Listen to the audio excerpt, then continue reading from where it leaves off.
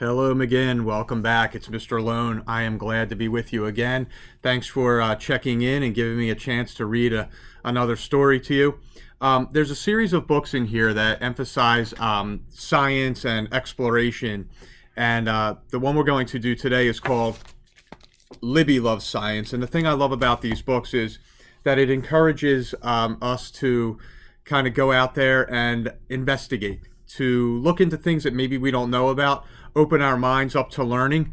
And so I hope you enjoy this book, Libby Loves Science. Here we go.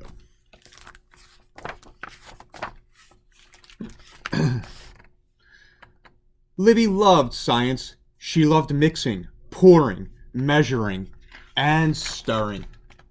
Whipping up ingredients and making delicious things to eat was one of Libby's favorite ways to experiment. Rainbow pancakes taste way better than plain ones, she told her family, and sometimes it was true.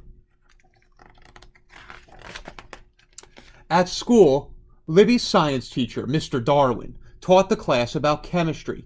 Libby loved chemistry because it was all about mixing, pouring, measuring, and stirring. Not all chemical reactions occur at the same rate, said Mr. Darwin. Uh-oh, said Libby. Looks like ours reacted too much. Remember, your measurements need to be precise, said Mr. Darwin. But it's okay. Mistakes can lead to discoveries. And sometimes making mistakes was way more fun than cleaning up. Okay, and here's an experiment if you want to try a foaming fountain experiment. You're welcome, parents. One day, Mr. Darwin made an important announcement. We are in charge of the science booth at our school's fall festival, he said. Everyone was excited. The fall festival was fun, and Libby liked the science booth the best. Yay! We will have the best booth ever, said Libby. This year, the booth that gets the most visitors and collects the most tickets wins an ice cream party, said Mr. Darwin.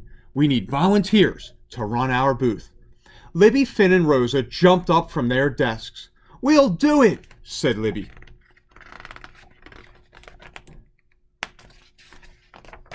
Libby, Finn, and Rosa met at Libby's house after school.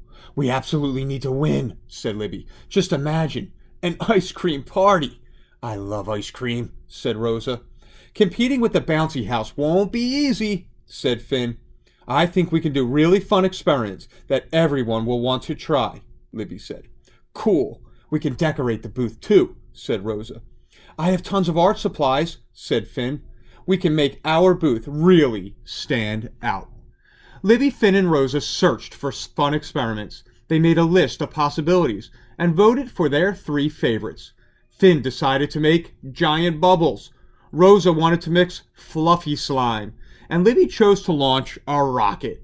I can't wait for the festival, she said. Finally, the day of the festival arrived. Libby, Finn, and Rosa got there early to help Mr. Darwin set up the science booth. Finn hauled in hula hoops, dish soap, corn syrup, and a kiddie pool. Rosa carried a basket of shaving cream, glue, saline solution, and glitter. Libby brought baking soda, vinegar, and empty water bottles. They decorated the booth with posters, signs, and science stuff. When the festival opened, the cotton candy booth was swamped right away. The dunk tank was a huge hit, but the face painting team was the one to beat. The festival was crowded with friends and families and teachers having fun. No one's coming to our booth, said Finn. Maybe everyone thinks science is boring, said Rosa. Science is never boring, Libby said. We just need to show them chemistry is fun. I know, said Finn. Let's blow some giant bubbles. The bigger the better, said Rosa. Finn filled the kiddie pool with water, while Rosa mixed in the soap. The secret ingredient's corn syrup, Libby said. Yep, it's what makes bubbles a bajillion times stronger, said Finn. And here's an experiment to make giant bubbles. Next, let's make some slime, said Rosa to the small crowd that had gathered to make the bubbles. Extra glitter equals extra sparkle, added Finn. It's important to add the saline a little at a time, said Libby. That's what gives it its extra squishiness, said Rosa. And then here's a fluffy slime experiment. Now for the grand finale, said Rosa. Our rocket will be out of this world, said Finn. We'll win for sure. If we use extra baking soda, the rocket might go even higher, said Libby. Science is a blast. And here is a little rocket experiment you can do. When Libby added in the baking soda, the liquid started to bubble. When the bottle filled up, the rocket zoomed high into the air. Unfortunately, it sprayed liquid everywhere. It sprayed all over the kids waiting in line. It sprayed way more than Libby predicted. Everyone got soaking wet and ran away. The face painting booth still has a huge line, said Finn. I don't think we have enough tickets. I'm sorry, said Libby. I thought the rocket would be awesome. Hey, at least we got a big reaction, said Rosa.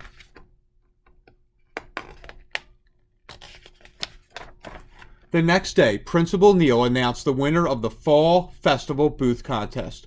The ice cream party goes to the Art Club, she said. Their face painting booth won by a landslide. Everyone cheered, even Libby, who felt she'd let her science class down. Mr. Darwin called Libby, Finn, and Rosa to his desk. You three did a great job on your booth, he said. But we didn't win the ice cream party, mumbled Libby. That doesn't mean we can't celebrate how hard you tried, Mr. Darwin said. Any ideas? Or maybe we can have our own party, Rosa said. What kind? Finn asked. An ice cream party. And we can make our own ice cream. Libby jumped up. And I know exactly what we need. Libby wrote a list of ingredients on the board. Rosa borrowed sugar from the teacher's lounge. Finn ran to the cafeteria for ice, vanilla, and milk. Mr. Darwin grabbed rock salt and freezer bags from his supply cabinet. Libby walked the class through the steps in the recipe. She even added lots of colors, because rainbow ice cream usually tastes better than plain. And here is an ice cream experiment if you want to try that. This is delicious, said Finn. Sometimes the best reactions aren't always the first reaction, Mr. Darwin said. Because ice cream is cool, said Rosa. Yeah, said Libby. And science is cool, too. So, boys and girls, I hope you enjoyed that book. There's a couple of experiments in there that you can try out. You know, it's always neat to see what we can do, what we can come up with. You know, we open our minds to new things, and science is definitely a place that gives you that opportunity. I hope you enjoyed the book. I will see you back tomorrow for another read aloud. Have a great night, McGinn.